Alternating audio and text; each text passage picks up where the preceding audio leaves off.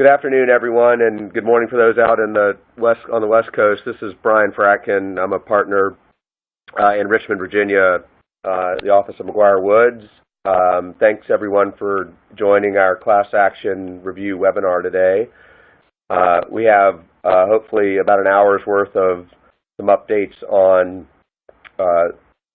some of the most important class action cases and trends from 2018 and what we expect to have in 2019.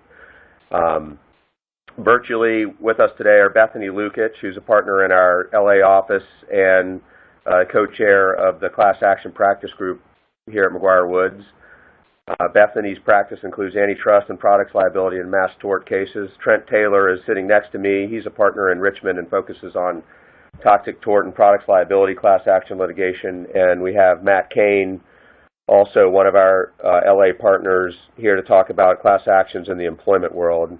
One of Matt's slides advises employers not to do business in California at all, so if you're willing to take that advice, you can skip his presentation.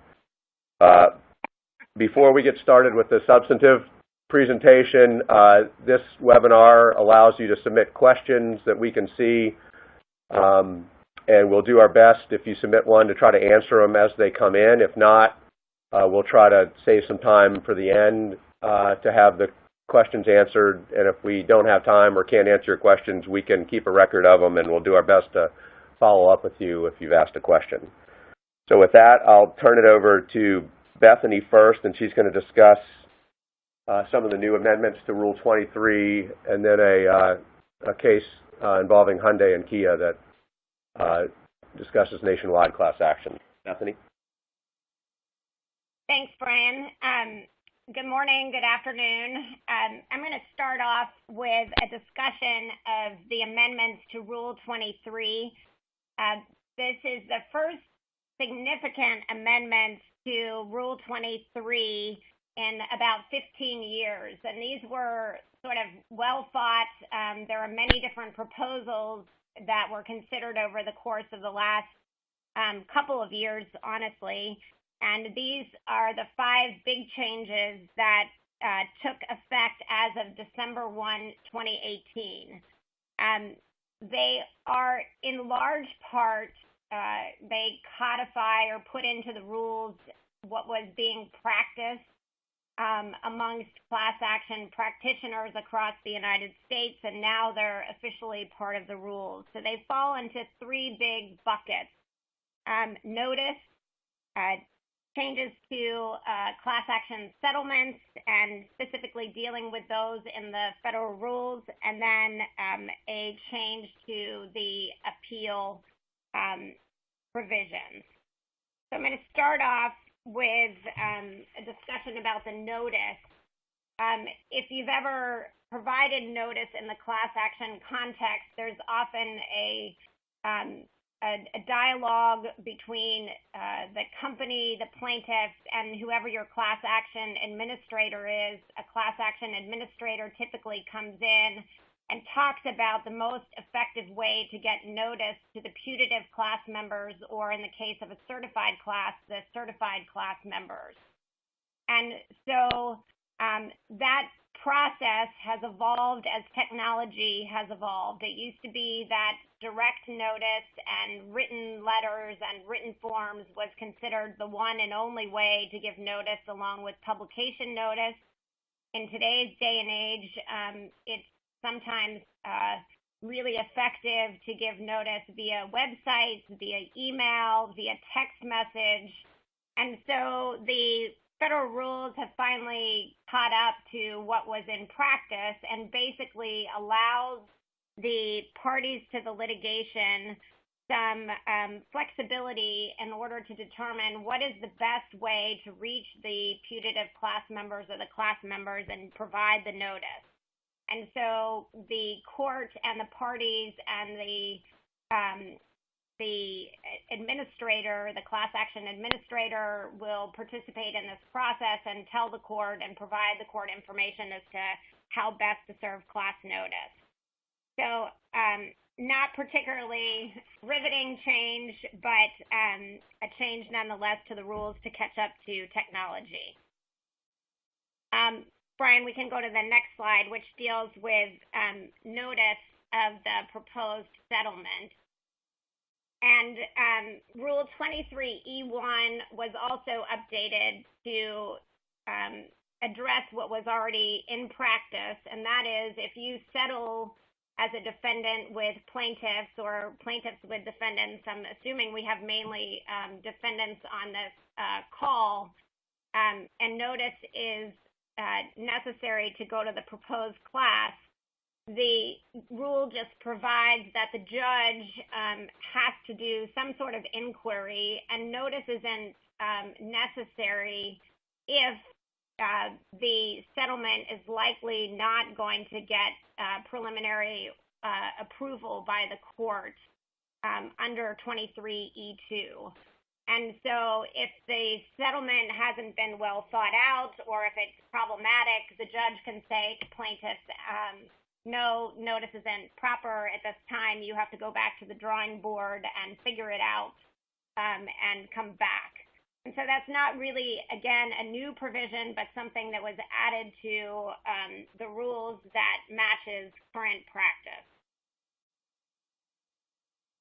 The biggest change in Rule 23 is the discussion that now exists in 23E2 regarding the factors for approving a class settlement.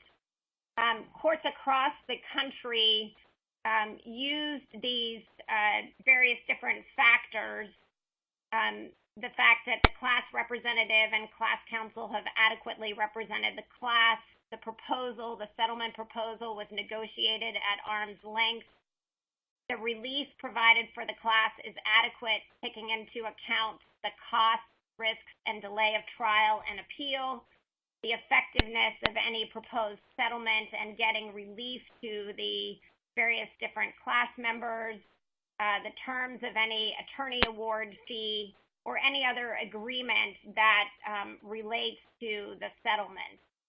And that there is, that the proposal doesn't treat certain class members differently than other class members. In other words, it's fair to the settlement class.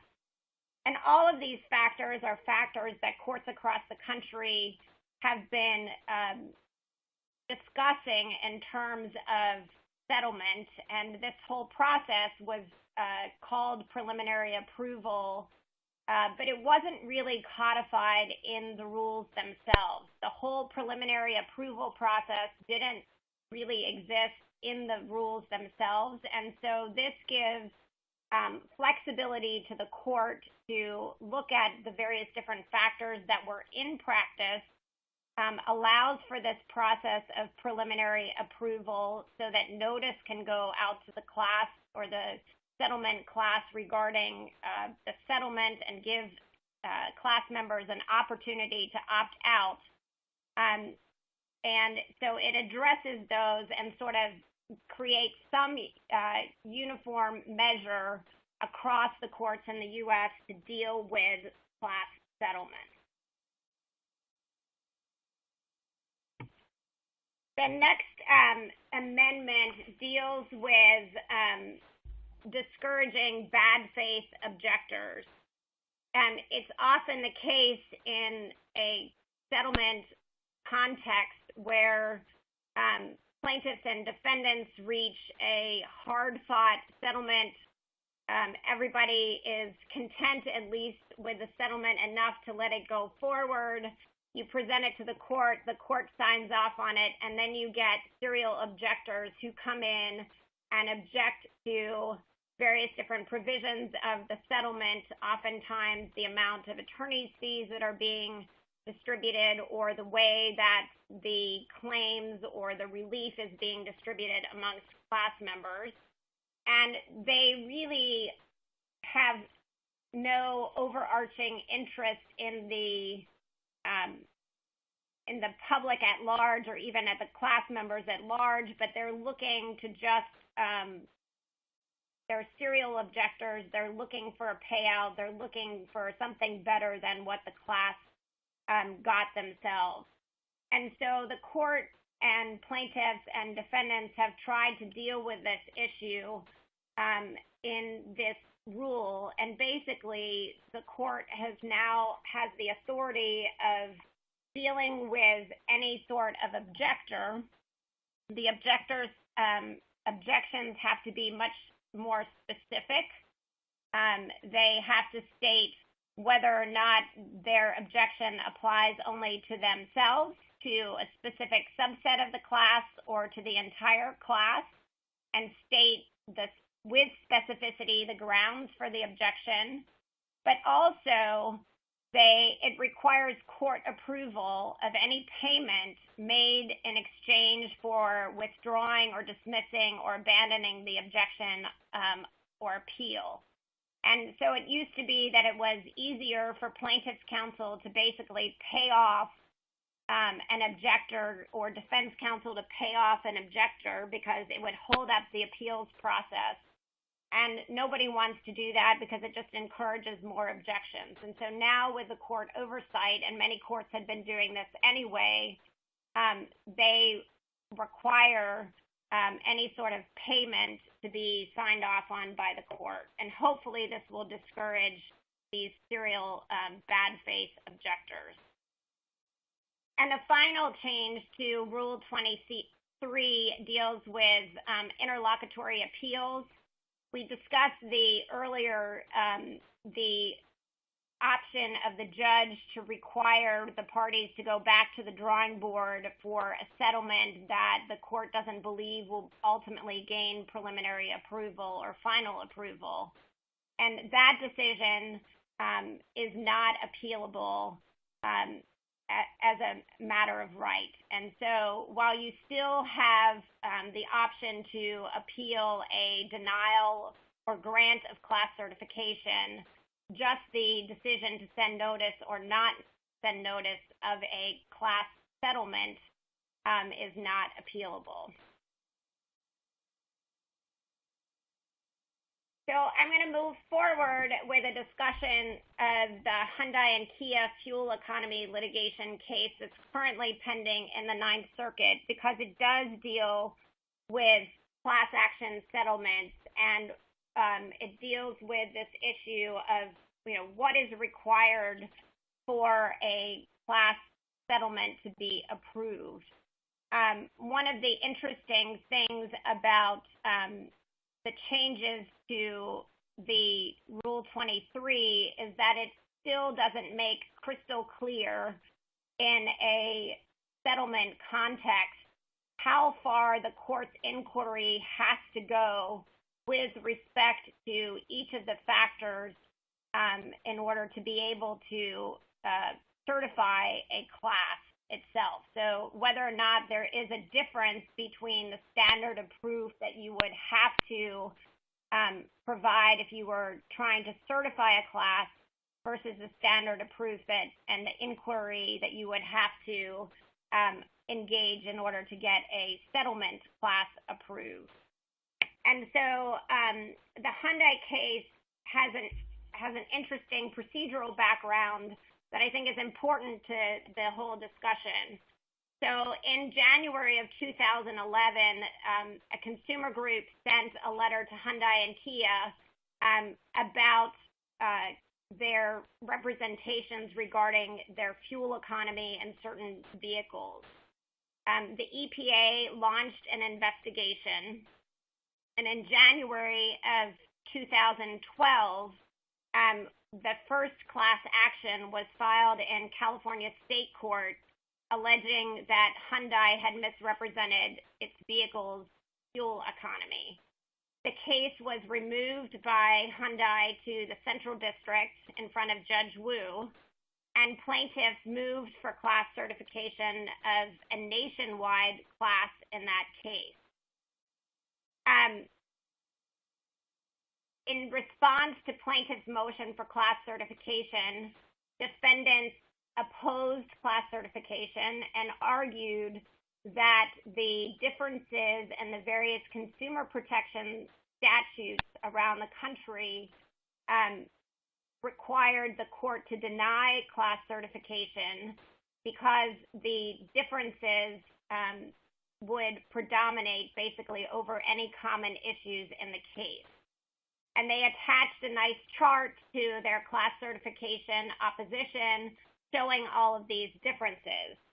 As is the practice in California, in some courts, Judge Wu issued a tentative ruling basically saying that certification of a nationwide class was not appropriate, where California law was applied to out-of-state consumers, and he ordered supplemental briefing on this issue as to whether or not there could be certification or application of all of the various different state laws in this case.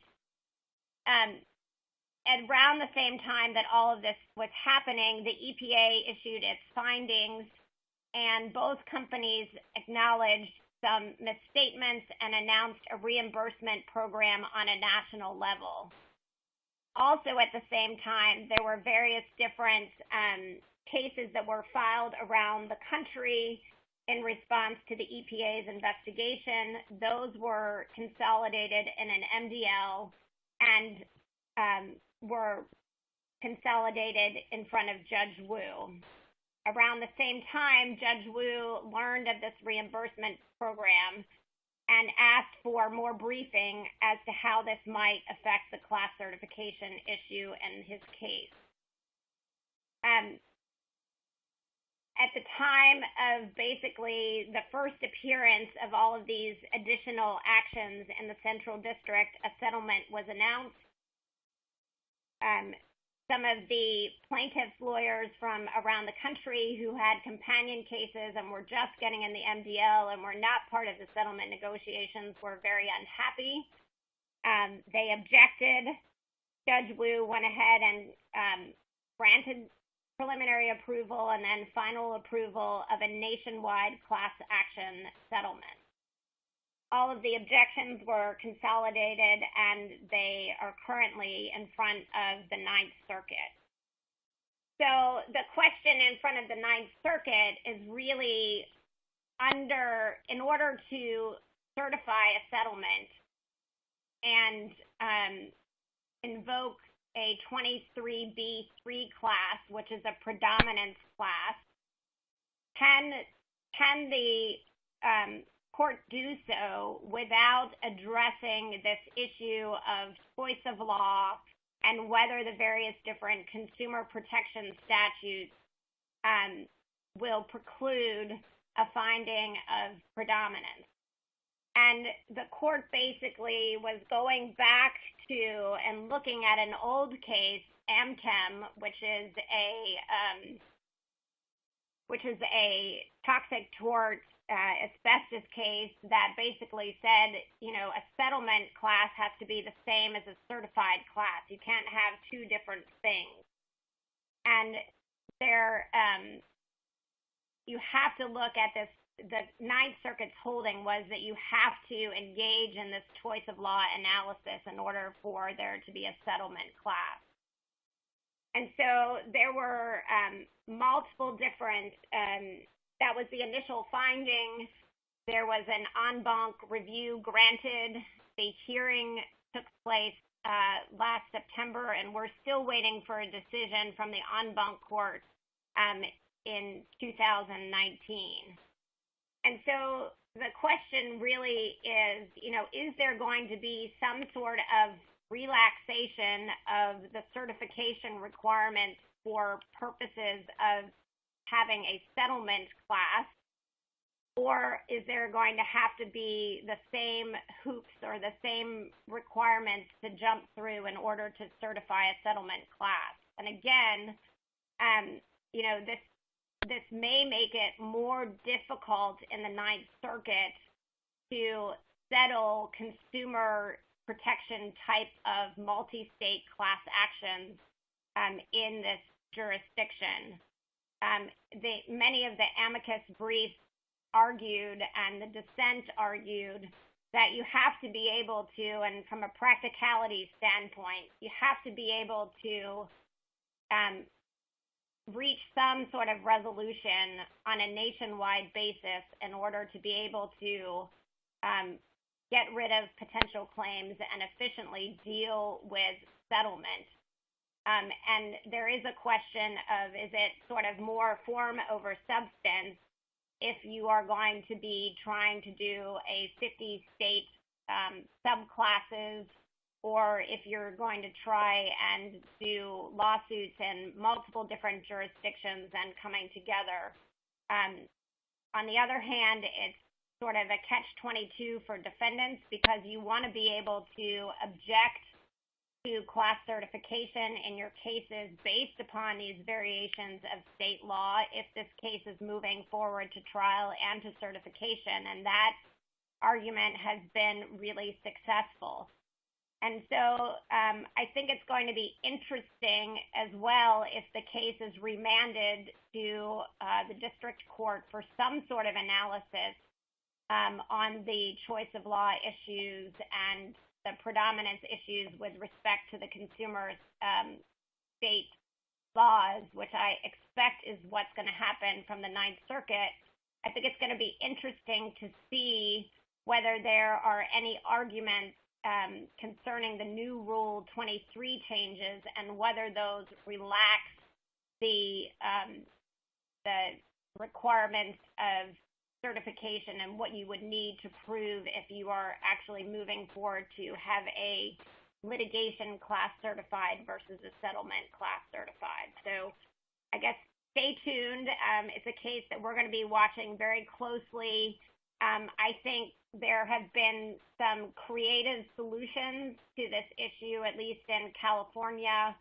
I think some people are looking at, well, if you settle the cases on a nationwide basis, can you settle them on common law claims versus the consumer protection claims that might be pending in the case? For example, a breach of warranty claim or a breach of contract claim where you don't have necessarily the differences in choice of law if you get to the same resolution in terms of settling your claims on a nationwide basis.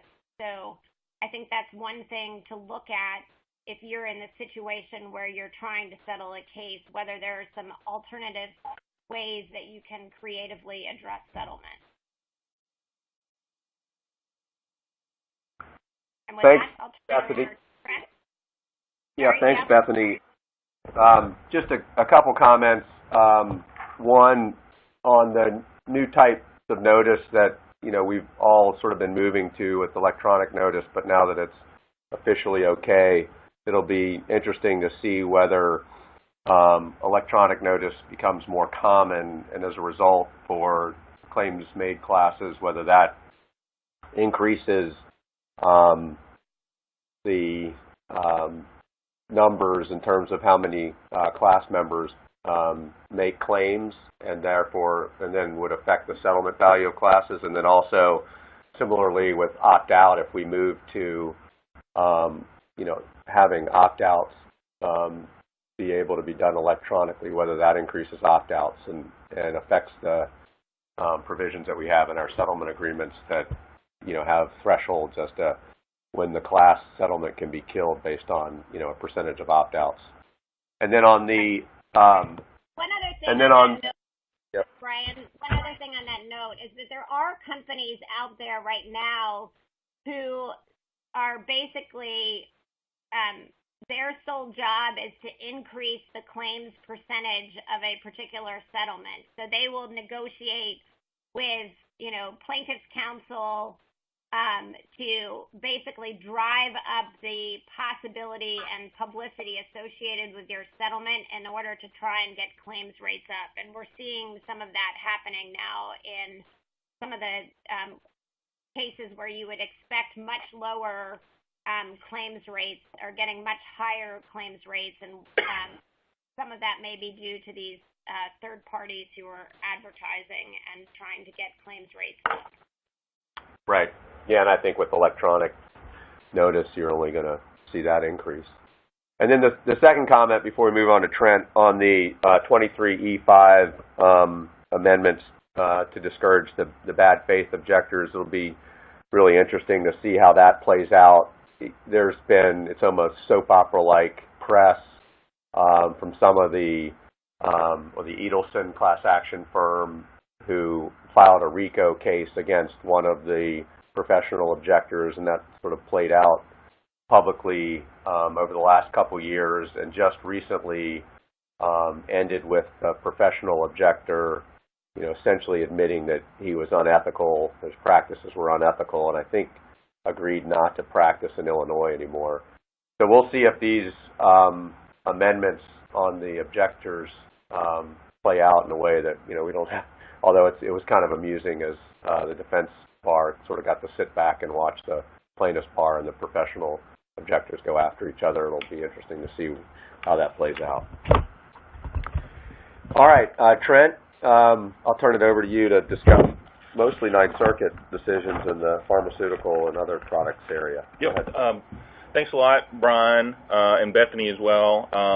As Brian mentioned, what I'm going to do is I'm going to flag a few cases that I've seen over recent decisions that I think are potentially significant and what they may mean.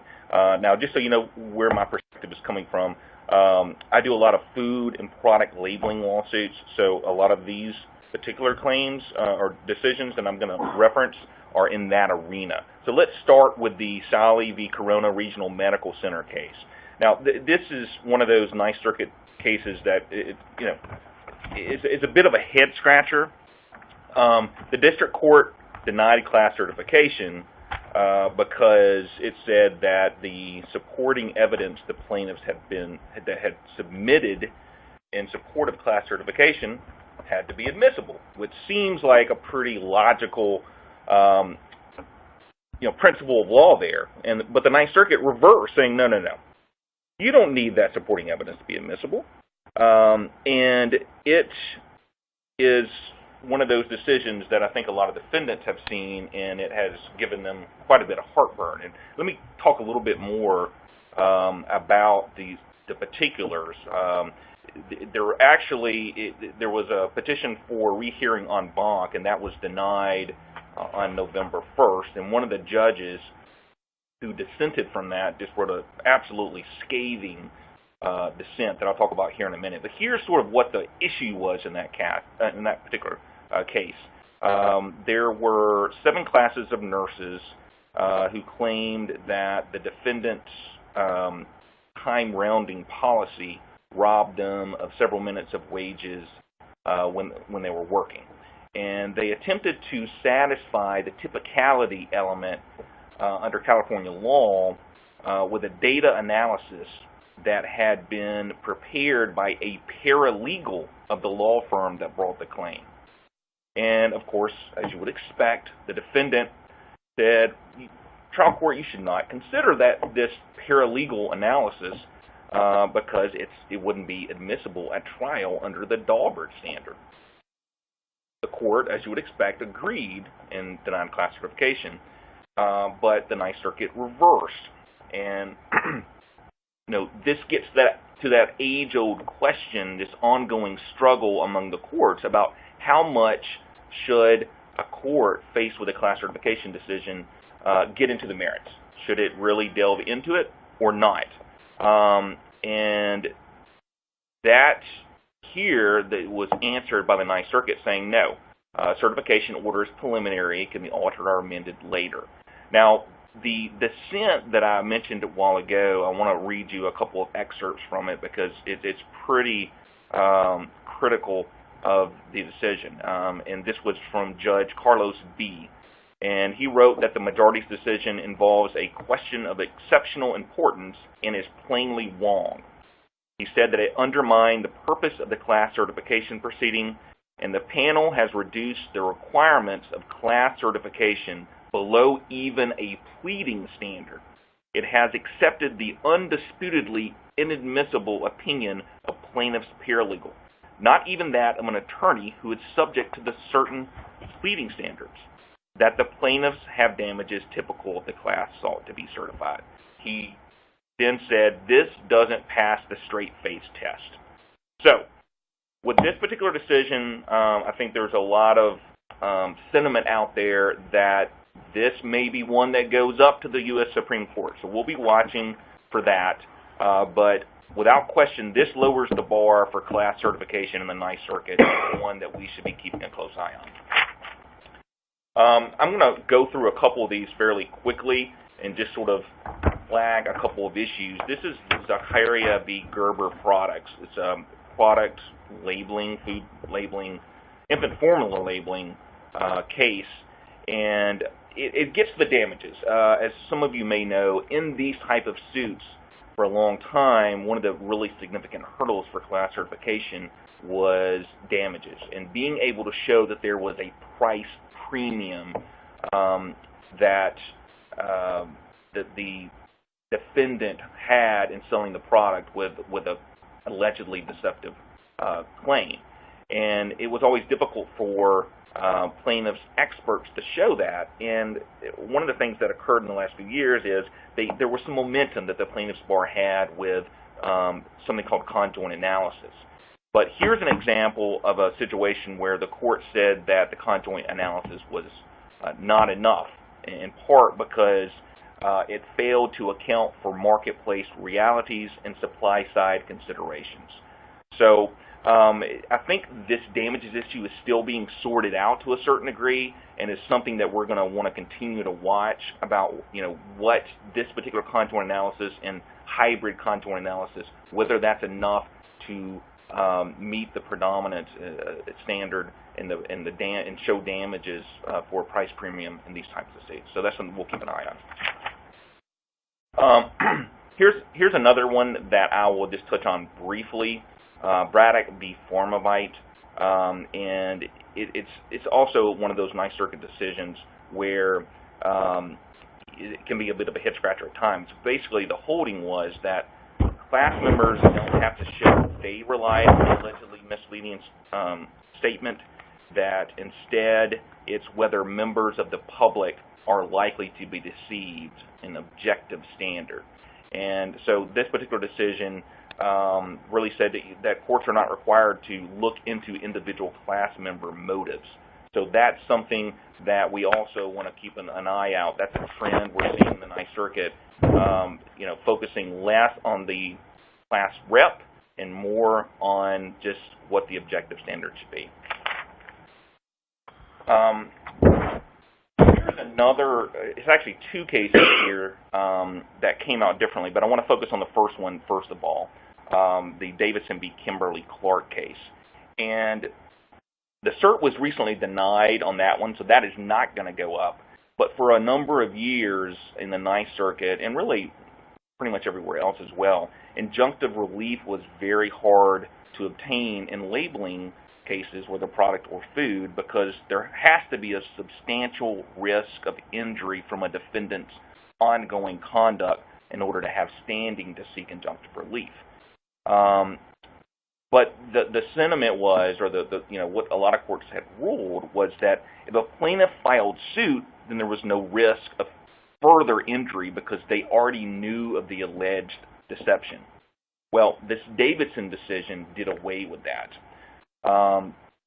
And the way that the plaintiffs got around this bar to seeking injunctive relief was to essentially claim that the continued marketing of flushable wipes, and this was a flushable wipes case, against the backdrop of the past allegedly false statements from the defendant, left consumers, including the plaintiff, who were interested in buying flushable wipes with a quandary. They had no way of knowing whether the defendant was merely repeating the same false claims that it was alleged to have made in the past, or whether they had been improved to make them genuinely flushable. So that's the way they got around it, and they allowed the injunctive relief to go forward. Now, you'll see in the second case there, Lenovis, that certainly has, they brought it back a little bit, and maybe perhaps realizing that Davidson was very, very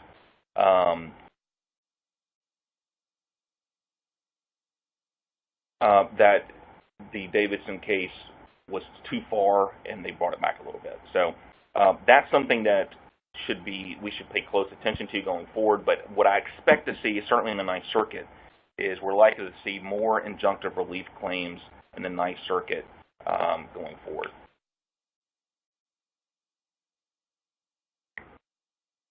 The next case I want to get into, I have a couple of Supreme Court decisions, or not decisions, but pending cases that I wanted to talk about here for a moment. One of those is Frank v. Gayos, which has to do with cypre. And as most of you know, cypre settlements are sometimes used to pay money to organizations or groups in a settlement, but has been criticized as a way to increase the payout to plaintiffs' lawyers without actually paying money to the actual class.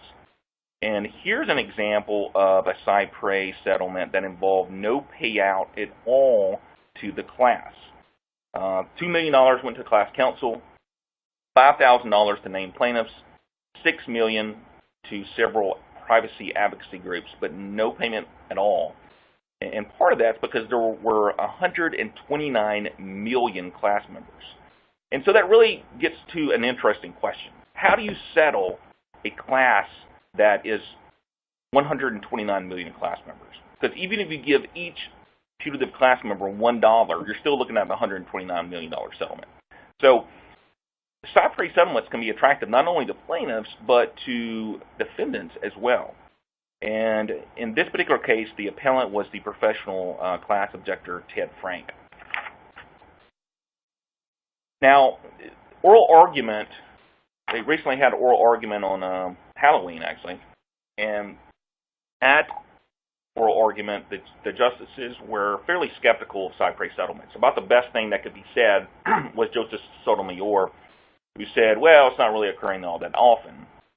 And what she was referring to specifically is cypre settlements related that don't have any payout to the class whatsoever.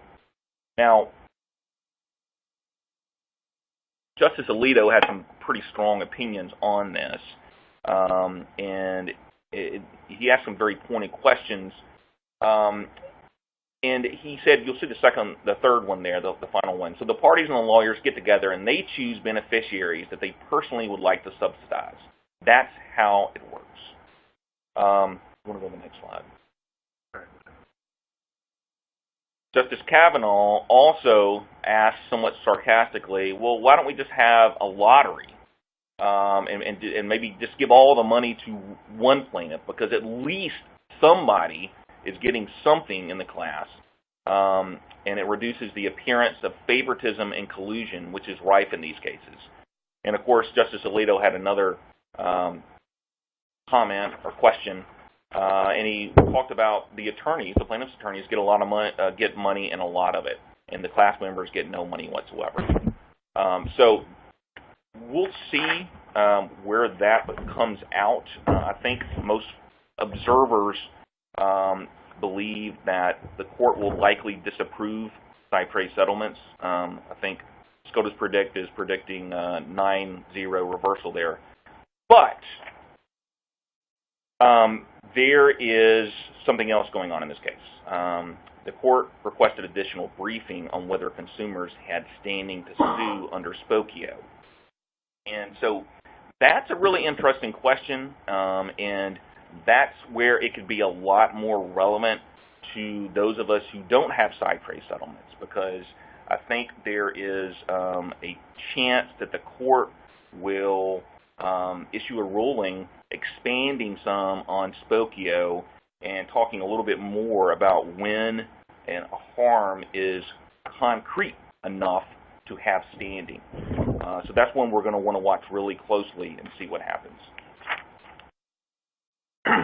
I want to quickly talk about one more case, and then I'm going to turn it over to Matt. And that's the recent Home Depot case, and it involves CAFA. I don't have time to go through all of it here, but I did want to at least have the slides in here because it's potentially significant, and it involves a situation where a company files suit or a collection action seeking payment from an individual, and then the individual files a counterclaim against the company. And in that situation, can the company then remove that case under CAFA? And in the past, most courts have said no. but here it's based on the decisions or the comments and questions that were oral argument. I think it's going to be a close call. Kagan and Breyer seem to think that you had to look to only the original action, whereas the other justices seem to think that the language "any defendant" meant any defendant. So the bottom line in this case is I think it's going to end up being very, very close. And it could end up taking away one of the tricks some plaintiffs use to keep class actions in state courts.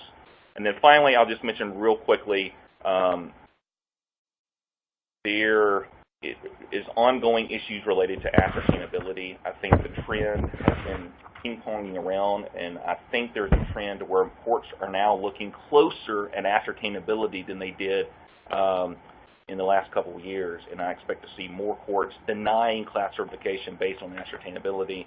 And then my final slide is issue class. There was a pretty significant Sixth Circuit case in 2018 that certified an issue class in a groundwater contamination case.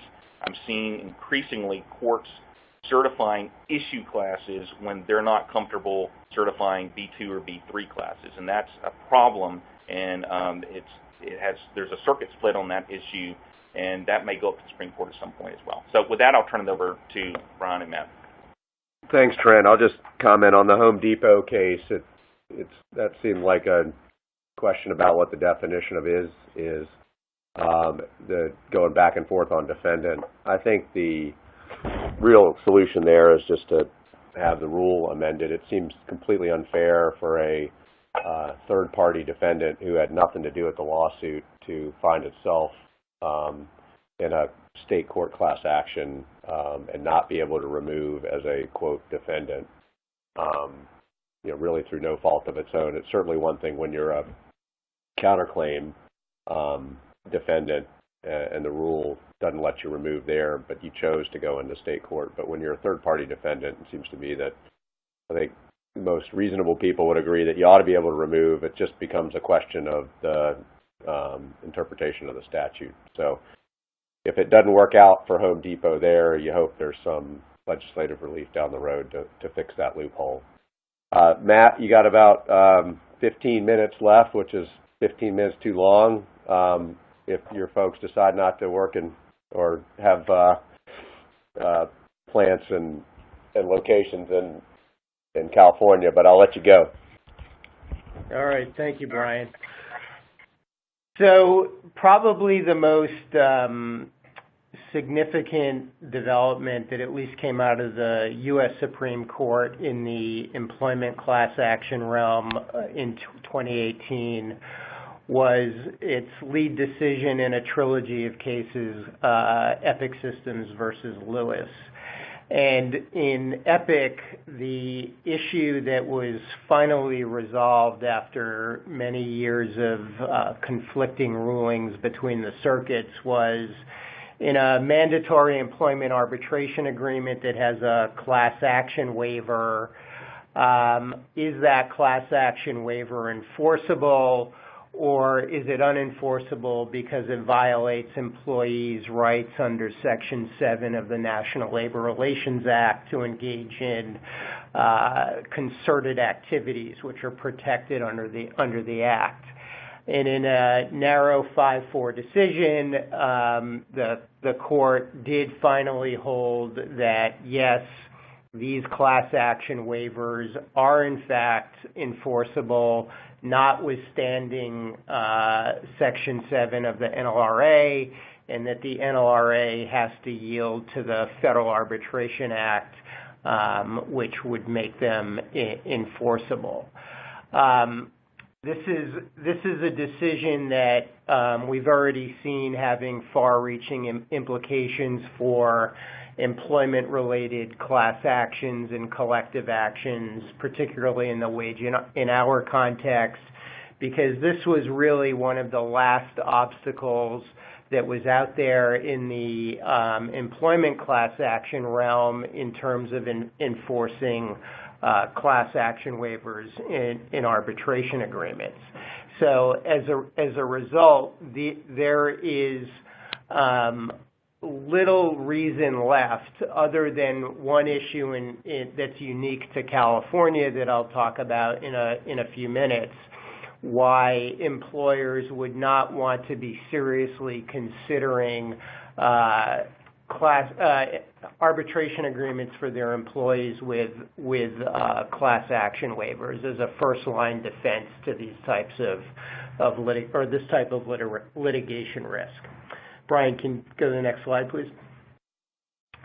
Another case that came out of the Supreme Court and actually was just decided less than 2 weeks ago after having oral argument in the fall was, and has gotten a lot of press, is New Prime Inc. versus Oliveira, which is a case that came out of the First Circuit in Boston.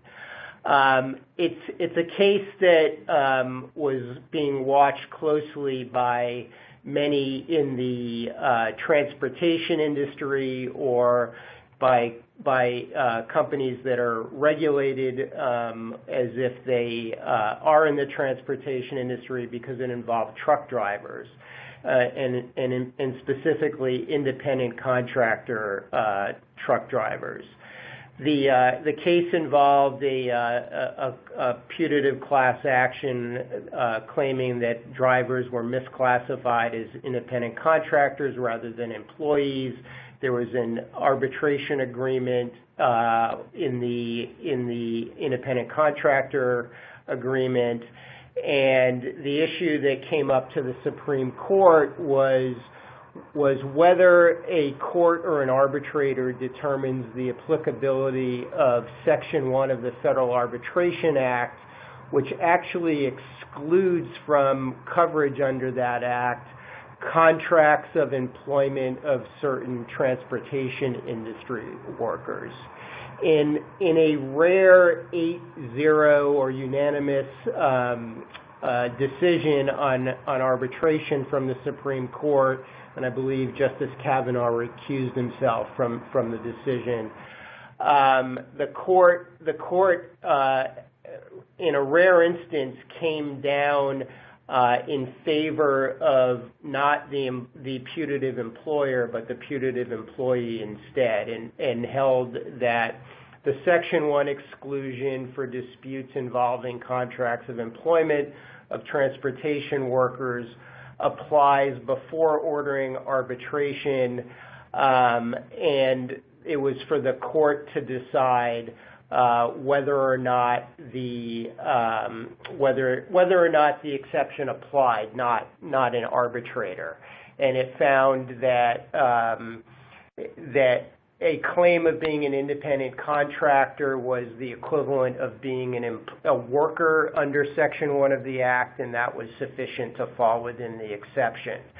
There's been a lot of press about how this is a supposedly significant victory for employees, and it really is one of modest significance. It really has limited application just to so-called workers who are challenging whether they're an employee or an independent contractor for purposes of enforcement of an arbitration agreement. But contrary to what many would like employers to believe, outside of that context, it did not curtail the FAA's general applicability to arbitration agreements covering pretty much any other class of workers that are engaged in commerce, which the Supreme Court many years ago in the Circuit City versus Adams case held was very broadly applicable. Next slide, please. A third employment-related class action case out of the Supreme Court last year, U.S. Supreme Court last year, was Encino Motors versus Navarro, and you're gonna wonder why I'm talking about this case, but there is an interesting twist to it in terms of the why. This is a case where the issue that came up before the court was whether service advisors at car dealers are exempt under the overtime provisions of the Fair Labor Standards Act, the FLSA. And in a typical split 5-4 decision on employer-employee cases before the Supreme Court, the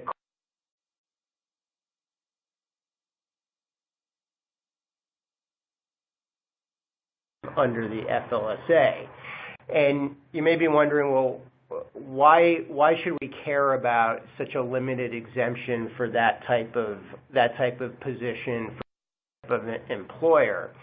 And the reason is because the decision, while it did come up in that narrow context,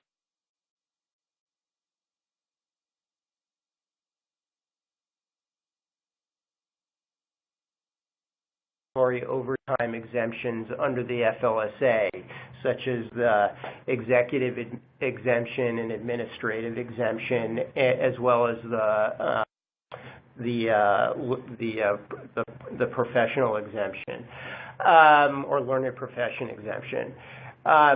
And by way of background, employers have often and typically faced hostility from courts that the FLSA's overtime exemptions have to be construed narrowly against the employers, which has made misclassification overtime claims much easier to bring. This ruling reels that in, or potentially rules that in, because the court, I believe Justice Thomas, held that overtime exemptions have to be given a fair ruling and construed plainly, just like all other aspects of the FLSA, without any type of predisposition in favor of employers or employees. So this decision could reduce the number of workers allowed to assert misclassification overtime claims against employers. Next slide, please.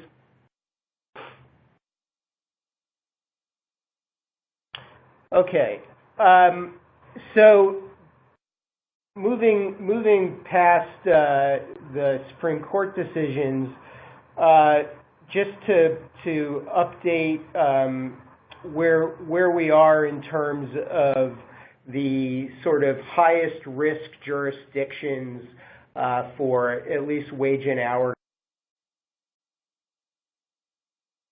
Want to not be an employer if you can avoid it. And these are California, Florida, Illinois, Massachusetts, New Jersey, New York, and Pennsylvania. And the reasons these states have made this top 7 list, so to speak, are threefold. One is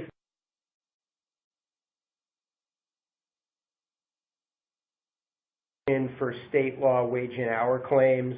Under the federal, the statute of limitations is 2 or 3 years, depending on the nature of the claim. In these states, it can be long. It can be anywhere from 4 to 10 years, depending on the type of claim being alleged. Also, these states remedies available to employees and have much more plaintiff-friendly approach. Next slide, please. Hey, Matt, it's Brian. Just you're cutting in and out. I don't know if it's a technical problem on the headset or something else, but I just want to let you know. Thank you. Next slide, Brian.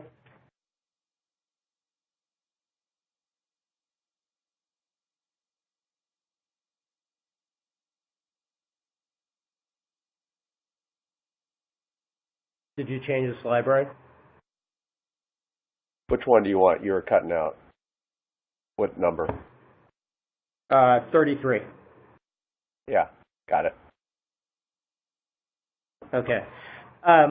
So, in fact, California, which was at the top,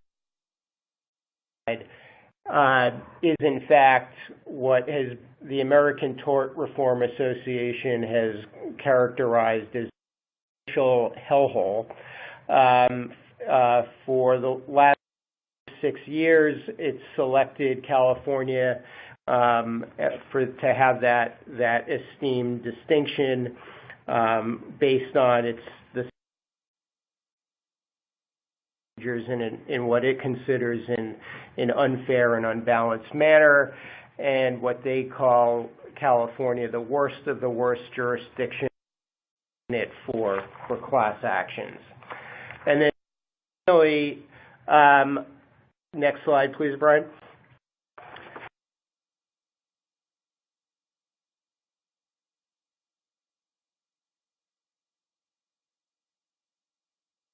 Of the levels of hell that you find in California. One is its esteemed Labor Code Private Attorney General Act, also known as PAGA, which allows for significant civil penalties to be brought by aggrieved employees who have suffered any type of violation of the Labor Code in a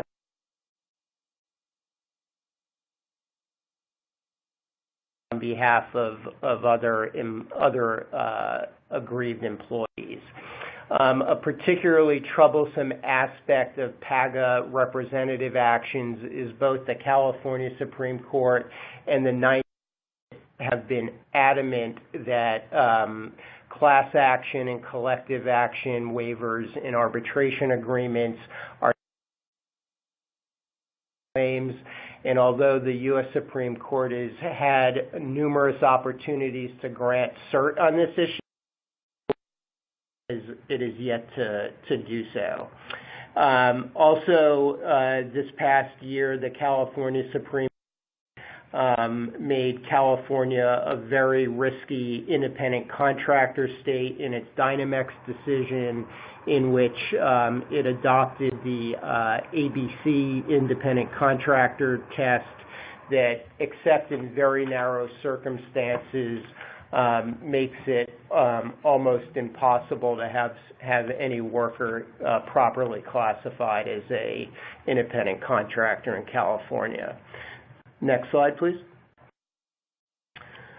And now, finally, I just want to talk quickly about the expected continued increases in employment-related government enforcement litigation. We've been seeing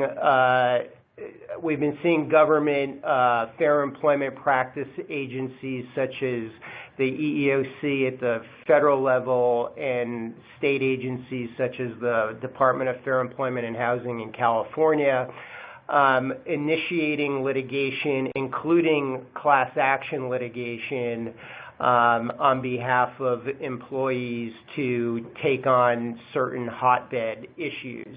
We're all familiar with the hashtag #MeToo movement.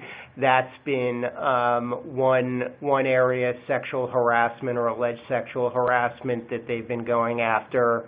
The hospitality industry has been particularly targeted because of the demographics of young and unsophisticated workers in that industry, and types of conduct that are being targeted are the typical that you read about in the media and has been prevalent for years in individual litigation.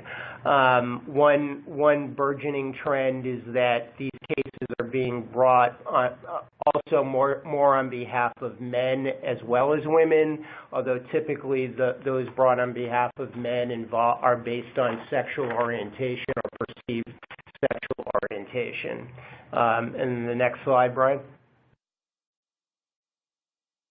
And then finally, the two other sort of burgeoning government enforcement litigation areas are LGBT discrimination. We're going to continue to see government enforcement, including in the class action context, trying to protect the LGBT population under existing and new anti-discrimination laws, as well as age discrimination in recruitment and hiring. That's expected to be an increasing enforcement priority for both the EEOC and state fair employment agencies as well.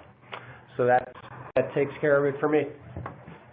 Thanks, Matt, and thanks, Bethany and Trent. We're right at an hour. Appreciate everybody joining. Bethany, did you have one more thing? Yeah, I just wanted to add one thing that went along with Matt's discussion of the PAGA claims and the inability to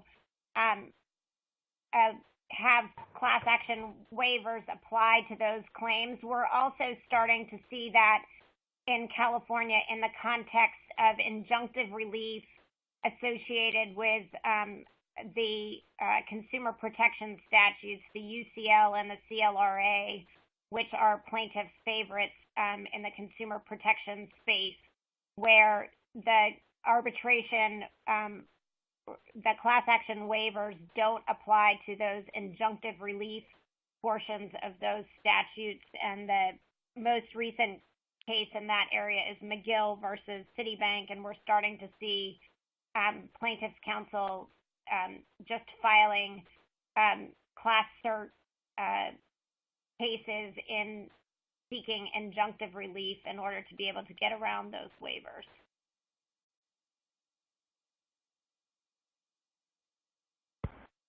All right. Thank you, Bethany, and thanks everybody for joining. You see the last slide. If you have any follow-up questions, feel free to reach out to any of us, and have a good rest of the week.